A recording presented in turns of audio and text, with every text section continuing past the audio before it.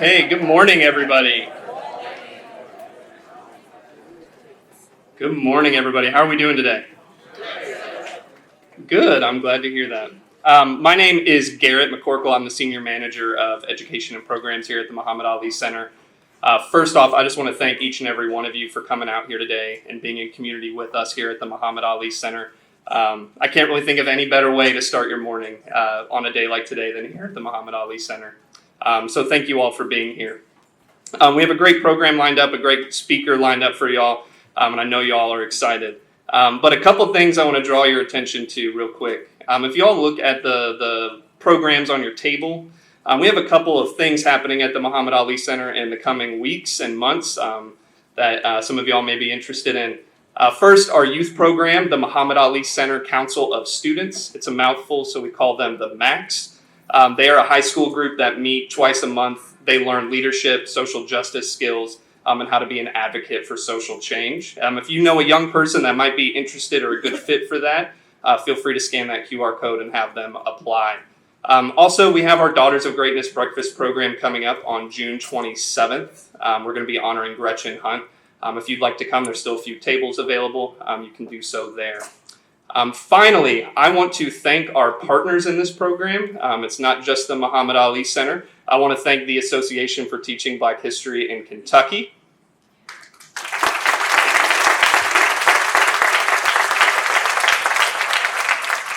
And I also want to thank our additional partner, the Filson Historical Society.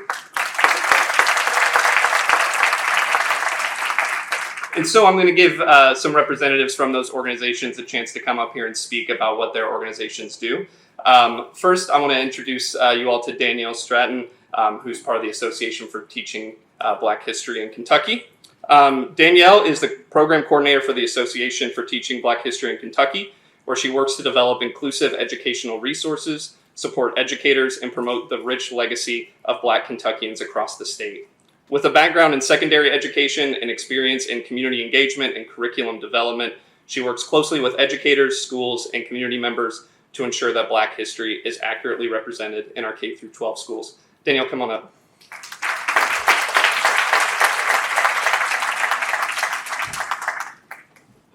Thank you so much, Garrett, for that introduction, and good morning, everyone. It is an honor to be here with you all today in celebration of Juneteenth, and I'm so thankful that I get just a moment of your time to share out about the important work of the association. First, on behalf of myself and our executive director, Shaniqua Robinson, I'd like to extend our heartfelt thanks to the Muhammad Ali Center for their partnership.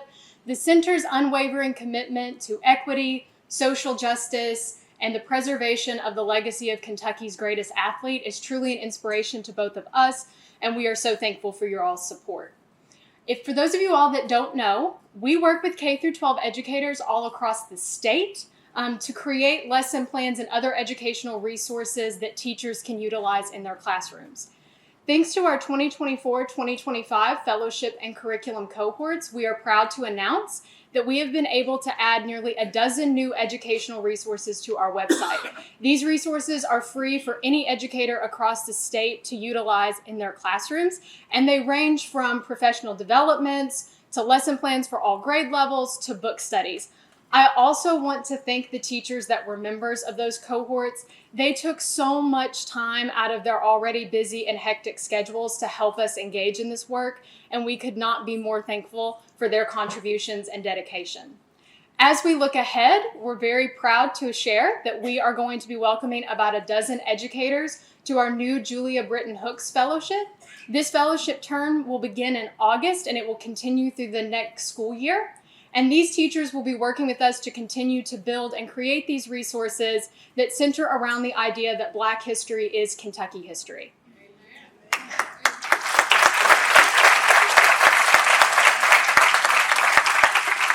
On this Juneteenth, we would like to honor those who came before us by continuing to speak truth, share knowledge, and empower the next generation of learners. Together with our community partners, our universities, and our educators, the association is working to create a future where all K-12 students can see themselves reflected in the story of Kentucky. Thank you so much for your time and attention this morning, and happy Juneteenth. Thank you.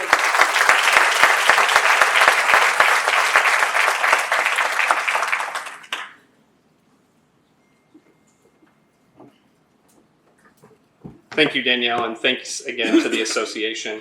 I now want to introduce Dr. Jacqueline Hudson with the Filson Historical Society. Dr. Jacqueline Hudson is the African American History Program Manager at the Filson Historical Society. She promotes community outreach and engagement from the institution to tell African American stories across the Ohio Valley region. This outreach and engagement advocate for the existence of the African American experience in Louisville, Kentucky, and beyond. Please welcome Dr. Jacqueline Hudson.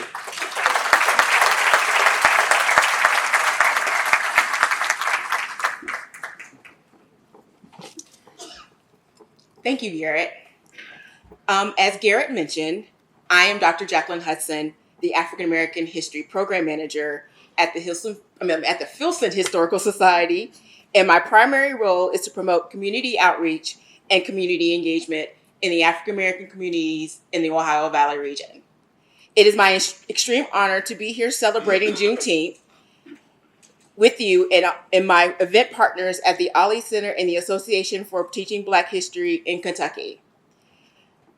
Juneteenth is not only a way to observe a momentous time in history, but is also to advocate for Black culture, Black resilience, and most importantly, Black joy.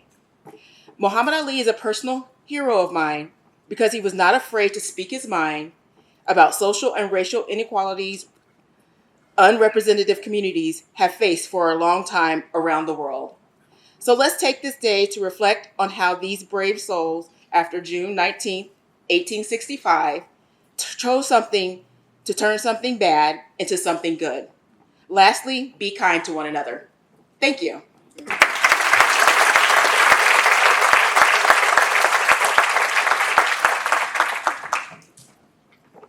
Thank you again to Dr. Jacqueline Hudson and the Filson Historical Society. Now I want to introduce someone from the Muhammad Ali Center. I want to introduce our president and CEO, Mr. Devon Holt, up to the stage.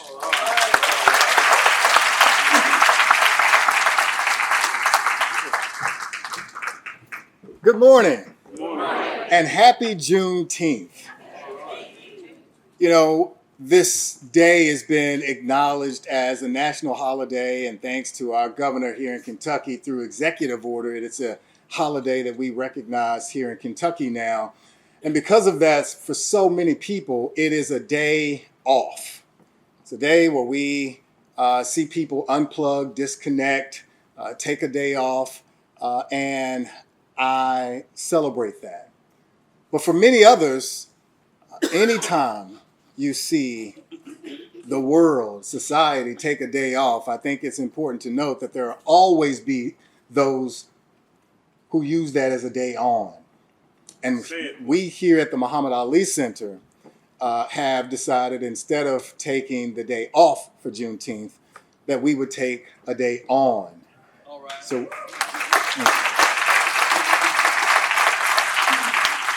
So we are open not just for this event, where so many of you are gathered with us here today, and we're thankful to have you here. We also have a community free day where we'll be inviting hundreds of people from the community into our space to experience the life and legacy of Muhammad as it relates to the African American journey that we use this day to learn so much more about. And so we're thankful to contribute in that particular way. We're also thankful that we don't have to do this work alone. You guys have heard it before, that teamwork makes the dream work. And so the idea of being connected with the Filson and being connected with Berea College is incredibly meaningful for us, because it means we have partners along this journey who are there to help us carry the load.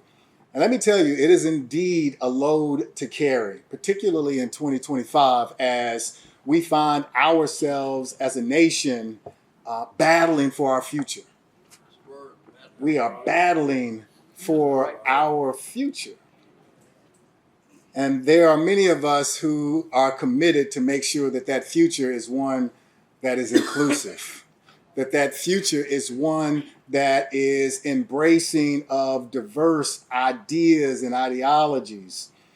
And that's what we are here to advance at the Muhammad Ali Center. And so today we want to use this Juneteenth again as a day on to continue to advance that particular work. Now, as we prepare for a beautiful message today that I'm incredibly excited about, I reflect back on 2016. 2016 when the champ, the greatest of all time, passed away. For those of you who remember that week in June here in Louisville, Kentucky, it was one of the most beautiful experiences I have ever witnessed. Literally thousands of people from around the world came to Louisville, Kentucky to celebrate the life and legacy of a man who grew up in West Louisville. It was a beautiful sight to see that in this community where that summer we were all wrestling with the idea of how to unplug this wave of crime that was happening in our community. But out on that week, there was not a moment of crime to speak of.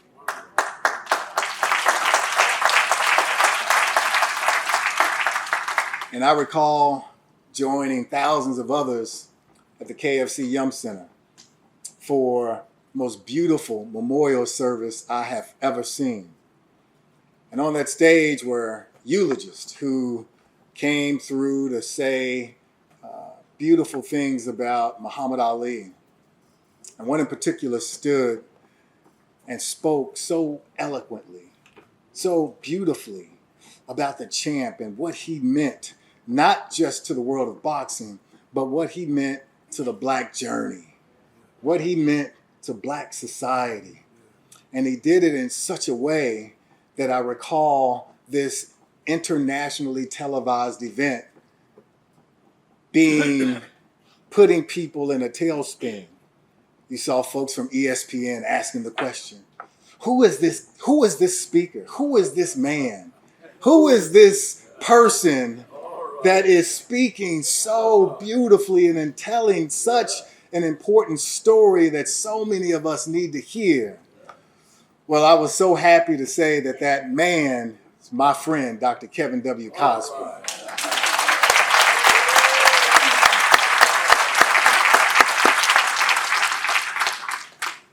It was no secret to those of us who have known Kevin Cosby for years that he was well capable of what he did in celebrating Muhammad's passing, because we've watched him do that week in and week out at St. Stephen Church, where he's been the pastor for more than 40 years. He likes to say he became a pastor at St. Stephen Church when Jimmy Carter was president. It's a long time ago, people. That's a long time ago.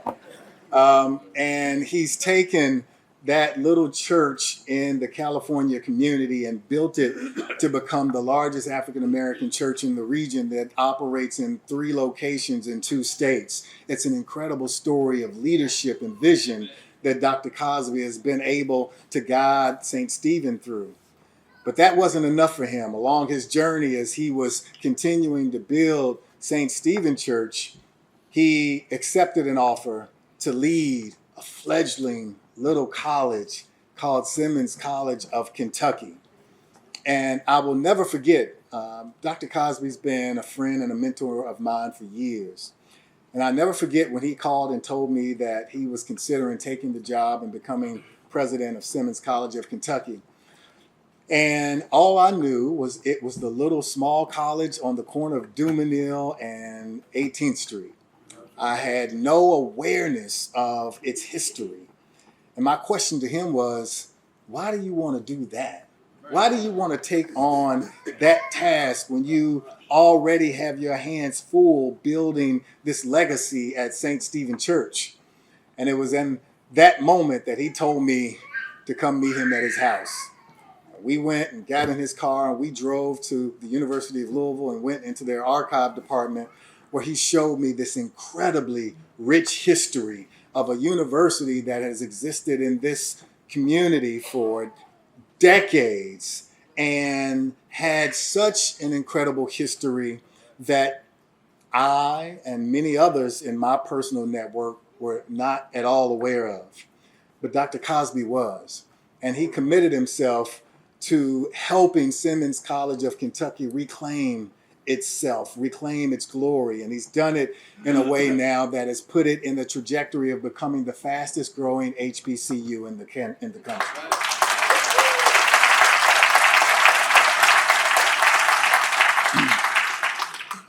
He's an author. He is one of the most influential leaders in this country, so much so that 8 years before Muhammad Ali passed, he came knocking on Kevin Cosby's door and asked him if he would perform the eulogy at his memorial service whenever that time came.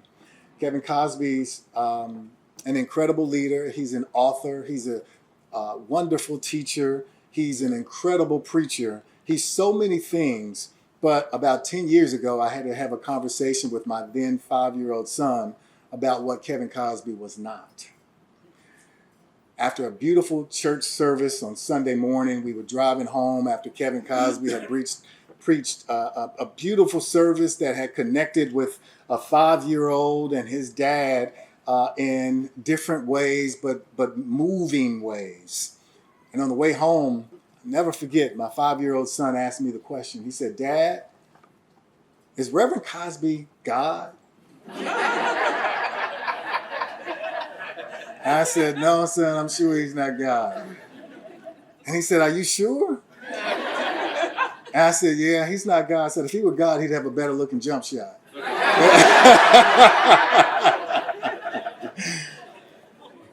He's not God, but let me tell you, this man is so much, means so much to me, so much to our community, so much to the Muhammad Ali Center, to the Ali family.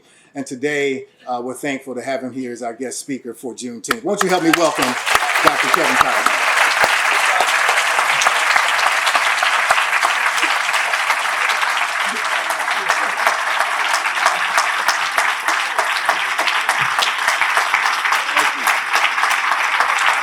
Thank you.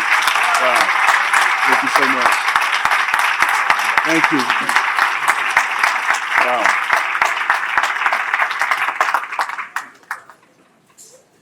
The last time I was so eloquently and generously introduced was on the occasion in which the person who was supposed to introduce me did not show up, so I had to introduce myself. Words do not convey my profound appreciation for this man right here. Yes, sir. And how he has emerged as one of the great visionary leaders of our generation. Yes, it was Jim Collins who wrote the book From Good to Great, who said that great organizations have the right people on the bus and the right people in the right seat. For example, Stevie Wonder should be on the bus, but not as the driver.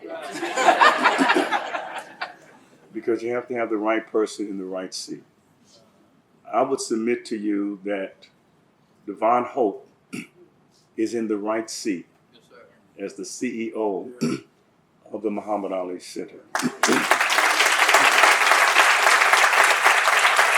And I would further state for the Muhammad Ali Center and for those who believe in the vision of Ali, the best is yet to come. The best is yet to come. Let's give him some appreciation.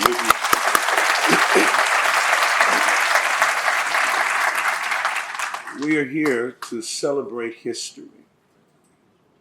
Juneteenth, when on June the 19th, the enslaved in Galveston, Texas, learned about the signing of the Emancipation Proclamation that went into effect January the 1st, 1863.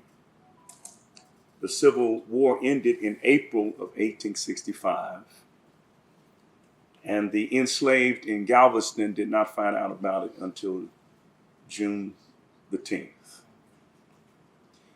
And they were not really free because they were not given the resources necessary to maximize free life.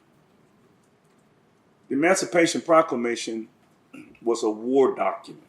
Yes, sir. It did not have jurisdiction in the border states like the state of Kentucky. In fact, the Emancipation Proclamation was not ratified in the state of Kentucky until 1976. Yes, sir. So it did not have jurisdiction, but it was an important step forward on the journey towards liberation. And the reason why Lincoln signed it was because, as Lerone Bennett, the author, Lerone Bennett, historian, says, he was forced into glory. Yes, sir. Lincoln was a vacillator. He couldn't make up his mind if he should end slavery. And he did not make up his mind until maybe his last year of life, whether or not we could have a multiracial democracy. His goal was to free the enslaved, but then to transport them out of the country Yes, sir. to Chickasaw, Panama. Yes, sir. But he realized, because Lee was winning every battle, that I need these enslaved people to fight. I need to destabilize the South, their workforce. So he was forced into signing, against his will, the Emancipation Proclamation to destabilize the South and to recruit soldiers like William J. Simmons, He was there, Doc. who was a private. I'm the president of Simmons University. Simmons, the namesake of our institution, William J. Simmons, was a private Tell the story. in the 43rd Colored Infantry. He was in the Battle of Petersburg. He was there when Lee surrendered to Grant at Appomattox Courthouse. He saw Lee come down those steps, get on his horse Traveler, and ride off into the sunset, seeing the end of the Civil War. Because the truth of the matter is, Lincoln didn't free the slaves. The slaves freed Lincoln.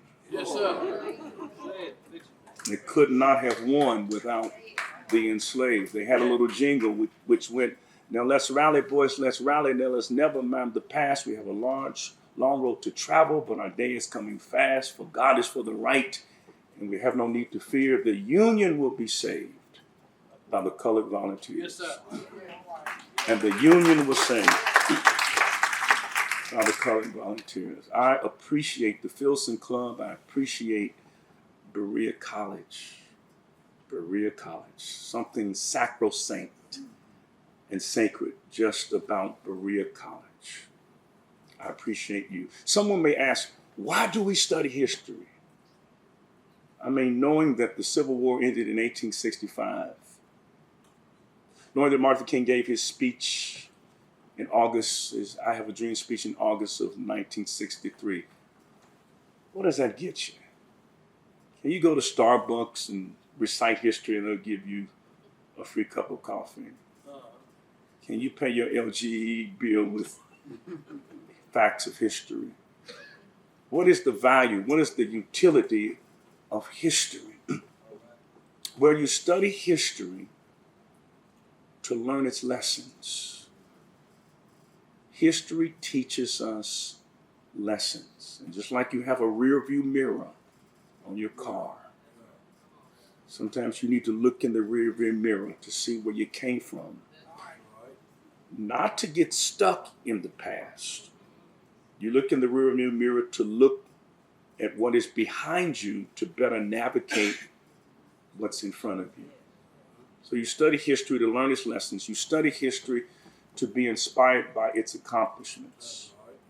Whenever I study history, I think that I've got a challenge, I've got a crisis. When I think that we're living in the worst times ever because of the present occupant of the White House, then I just remember that historically our foreparents have endured much more, and they not only survived, but they thrived. So you study history to learn its lessons, to be inspired by its accomplishments, and to correct its malfeasance. Because there has been historic malfeasance, and history teaches that. And that's why just for a few moments I want to talk to you about the ladder, climbing the ladder of justice. Say it. I like that. Climbing the ladder of justice. And I want to use the word ladder as an acronym All right. so that you can remember it. How can we climb the ladder of justice? What is justice? Justice is simply a society that protects the poor against the abuses of the rich. It protects minorities against the abuses of the majority. It protects women from the abuses of patriarchy. It protects the LGBTQI from the abuses of heterosexuality. There's always people who are vulnerable. And it is our tendency, it's our nature to prey on the vulnerable, those who are proponents of justice, which is a major theme, especially among the prophets of the Old Testament and Jesus, that justice, the protecting of the weak, is a sign of a great society. Yes, sir. How do we climb the ladder of justice so we protect those who are in the margins and not prey on those who are in the margins? How do we do it? Well, consider this acronym ladder. The L for me stands for lens. If we're going to be a society that is truly just, we have to be willing to look through the lens of other people besides the lens that we normally look through. My wife and I, she purchased a pair of glasses that were almost identical to mine. I picked them up, I thought they were my glasses. Same frame. All right. But I soon found out when I put them on that these are Barnetta's glasses and not Kevin's glasses. Because while we have the same frame, we did not have the same lens. And in this country, we have maybe the same frame. We all are Americans.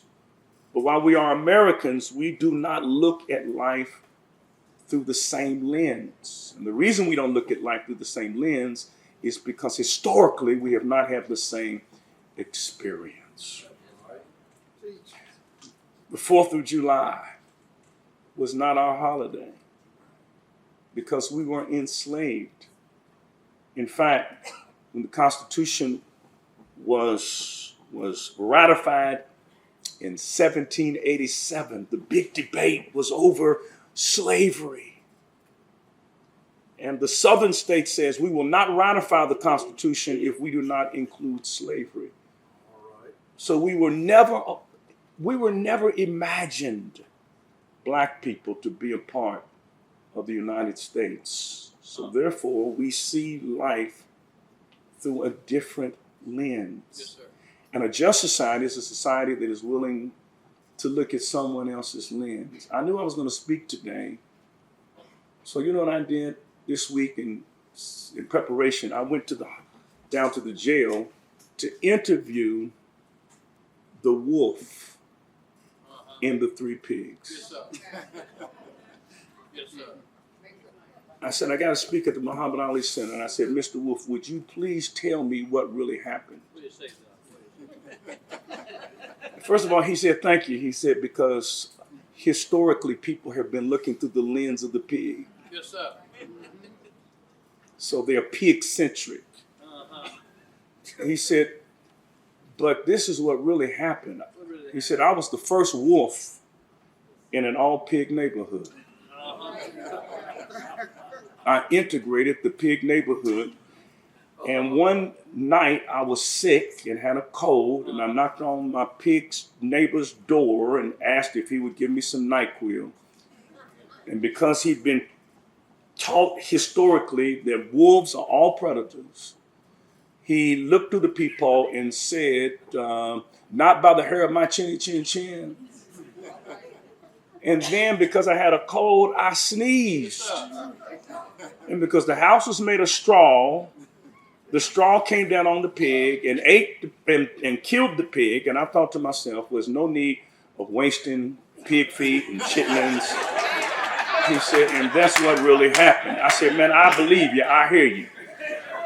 What I'm trying to say to you, my brothers and my sisters, my friends, is that there's always a different lens. Whenever I talk to my white brothers and sisters who say, look how far we've come, and we have come a long way. But that's not how black folk think. Yes, sir.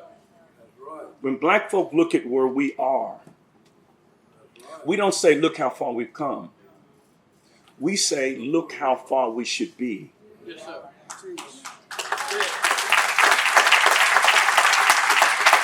And we would be much further as a people if we had not been held back by injustice. By injustice. I want you to think about it. My father and a woman in this room, Miss Allen, she's in this room right now. She walks better than me. She went to municipal college. Municipal was the segregated division. Miss Allen, are you here? Where are you? Could you just, there she is. Right there.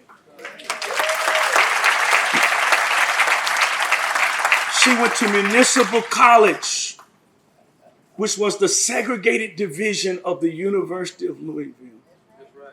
I want you to think about it. In your room is a woman who could not go to the University of Louisville because of her skin color. My God. And so therefore she's going to have a different lens. Let's move on. A stands for advancement. Black people, people who've been marginalized, want advancement. And by advancement, I mean that black people want to have pathways forward. There's a difference between advancement and affection. We think we're doing all right because we're not at each other's throat. What Dr. King used to call those acts of violence, not at each other's throat. So we're doing well. And all we have to do is just quit talking about racism, quit talking about it, and it will fix itself. I know no problem that you can fix not talking about it. Black people who are marginalized are not looking for affection. They're looking for advancement. Yes, sir. And the reason why we have not advanced is because while a lot of things are in the past, the present is created by the past. You think about the injustice that black people faced, it's like playing Monopoly. If you ever play Monopoly, you get a certain amount of money, you get a certain time to go around the board. By the way, if you ever play Monopoly, let me tell you a little secret on how to win every time. If you can, buy the railroads. I don't understand it, but if you buy the railroads, you will always win, never lose in Monopoly. But we're supposed to play Monopoly. Everybody's supposed to get the same amount of money. Everyone's supposed to be able to go around the board. But what happens when you're supposed to go around the board and you don't get to go around the board until the 38th time? Everyone else gets to go around the board 38 times and accumulate wealth, accumulate property, accumulate hotels, and then finally, it's your turn to go around the board. Well, you're probably going to end up in jail. And that's because you were prevented from advancing. And that is what happened to Black America.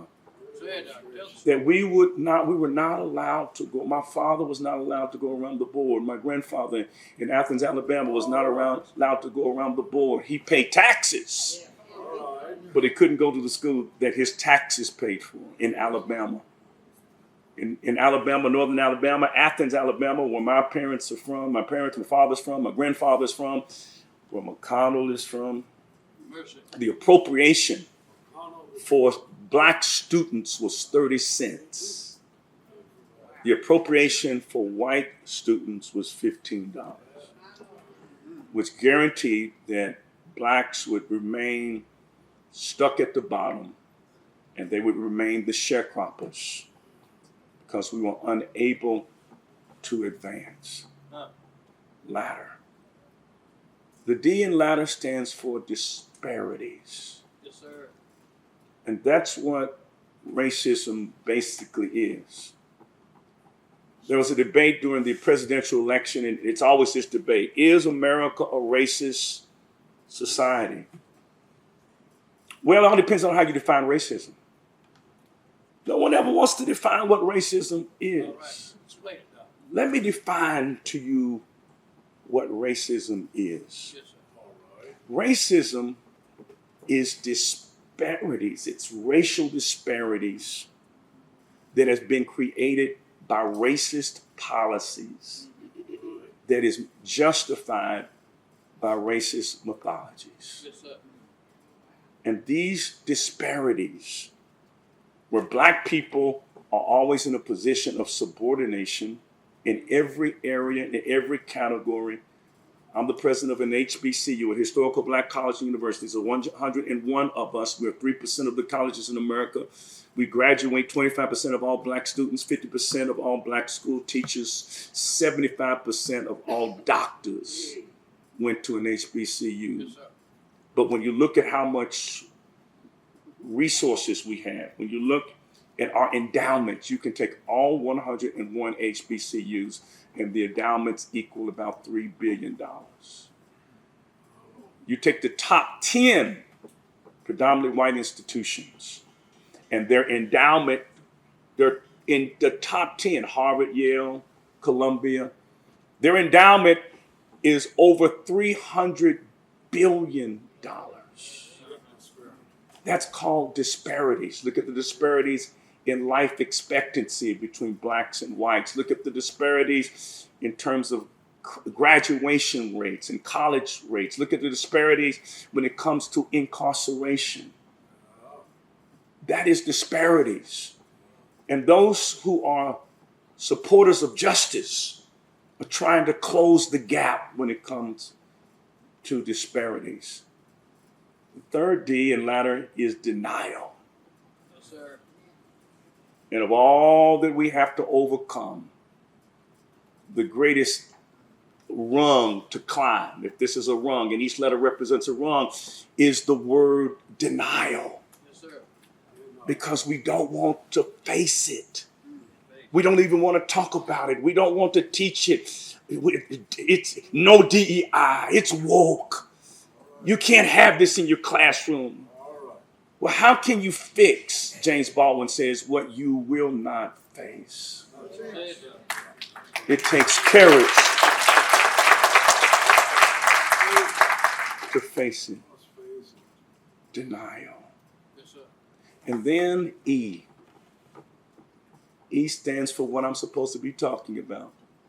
Empathy. I was asked to talk about compassion, which is one of the tenets of the Muhammad Ali Center. And empathy is a sign of spiritual maturity.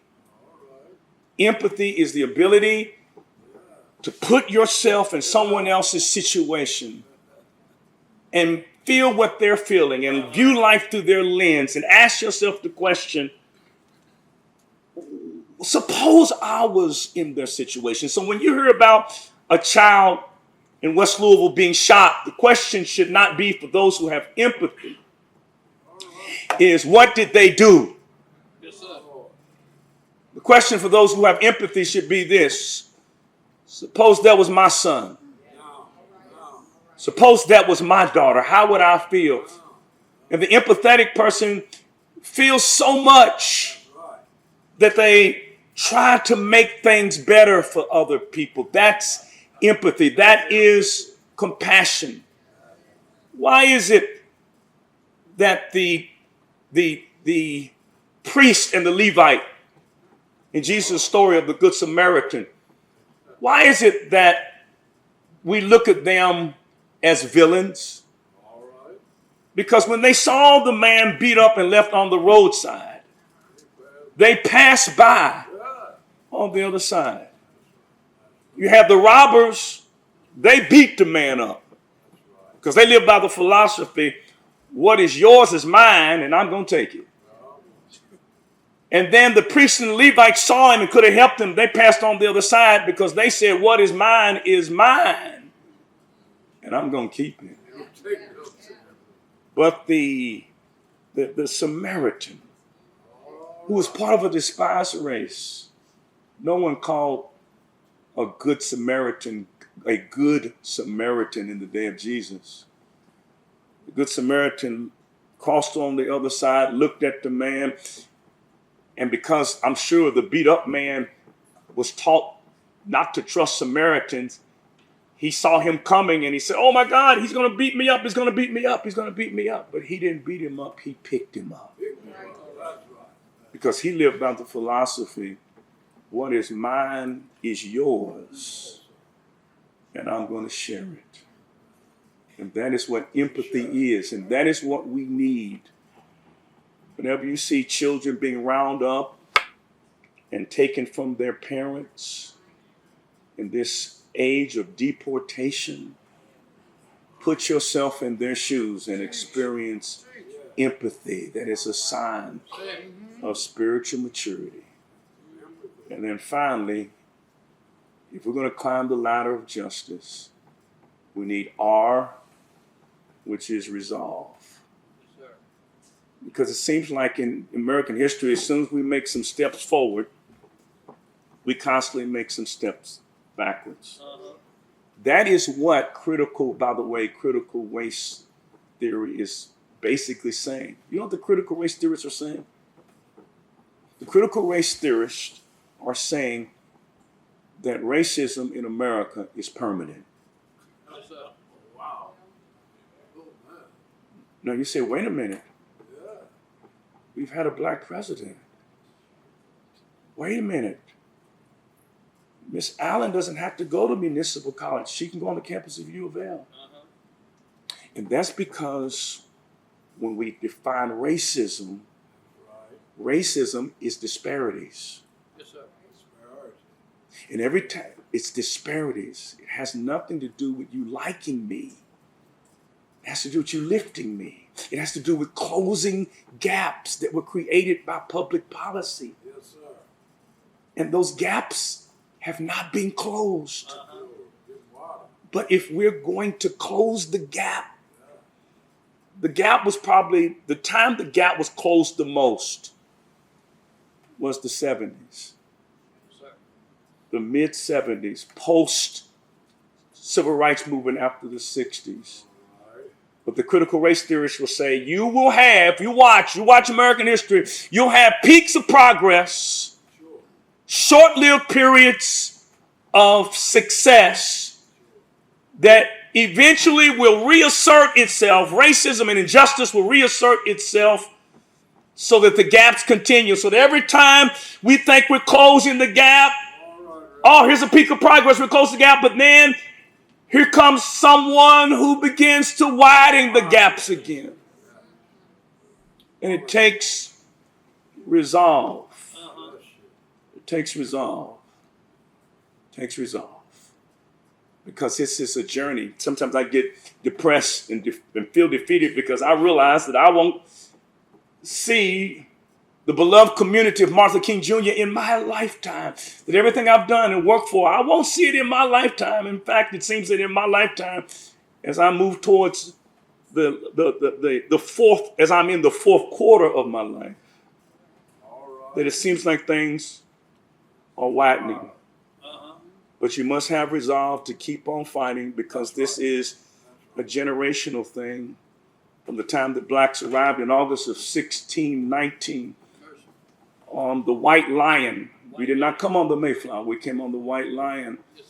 That woman from Angola, Angela, walked off the White Lion there at Fort Comfort as the first enslaved person. 19 blacks from Angola came. From that time, from August of 1619, we've been fighting.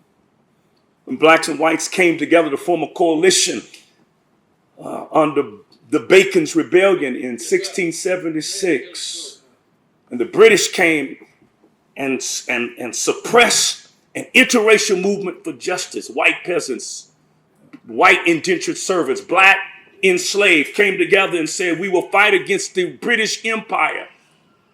And they suppressed it and then said, okay, to guarantee that whites and blacks never come together, we're going to give whites a status just a little bit above slavery. They'll be serfs, just a little bit above slavery. And W.E.B. Du Bois said that whites did not coalesce with blacks because they were given a psychological wage. From that time on to the founding of this country, in which black folks were 3/5 of a person, to 1790, when it said that to be a citizen of the United States, you have to be white. From every generation, from Washington to Adams, to Jefferson, to Madison, to Monroe, to John Quincy Adams, to Jackson, to Van Buren, to Harrison, to Tyler, to Pope, to Taylor, to Fillmore, to Pierce, to Buchanan, to Lincoln, to Johnson, to Grant, to Rutherford B. Hayes, to Garfield, to Arthur, to Cleveland, to Harrison, to Cleveland, to Teddy Roosevelt, to McKinley, to Taft, to Woodrow Wilson, to Harding, to Calvin Coolidge, to Hoover, to Franklin Delano Roosevelt, to Truman, to Eisenhower, to Kennedy, to Nixon, to Ford, to Carter, to Reagan, to Herbert Walker Bush, to Clinton, to William Bush, to Obama, to, what's his name, Trump, to Biden, to Trump. We've been fighting this battle, but it takes resolve. I didn't understand it when I saw it. I couldn't understand it when I saw it. And this is what I saw that I could not understand. And that was, there was a diaper named Love. A diaper named Love. A diaper named Love. Now, I understand a diaper named Pampers, but I couldn't understand a diaper named Love. Because do you know what goes in a diaper? Why would somebody name a diaper called Love? You know what's in a diaper? It's not pleasant. But then I thought maybe that is the right name for a diaper. Love. Because when you love somebody, they'll piss you off. And you'll put up with a whole lot of poo-poo. But that's a sign of love. And if we could be compassionate and love each other, we could climb up that ladder. Make sure when you climb up the ladder is not leaning on the wrong building. Yes, sir. And be compassionate, not simply because it's right, but be compassionate because it's in your best interest. Yes, sir. I close. Everybody was doing well on the farm. All the animals were doing well on the farm. They got along. Then somebody put out a mousetrap. The mouse said to the chicken, he said, "Chicken, they got a mousetrap. Won't you help me?" Chicken said, "No, it ain't a chicken trap." He went to the hog and said, "Hog, will you help me?" He said, "No, because it's not a hog trap." Went to the cow and said, "Cow, will you help me?" He said, "No, it's not a cow trap." No one would help the mouse who had a mouse trap in his community. Well, guess what? A snake got caught in the mouse trap. Poisonous, venomous snake. Bit the woman who set the mouse trap, and the woman got sick. So to get her well, they had to make chicken soup.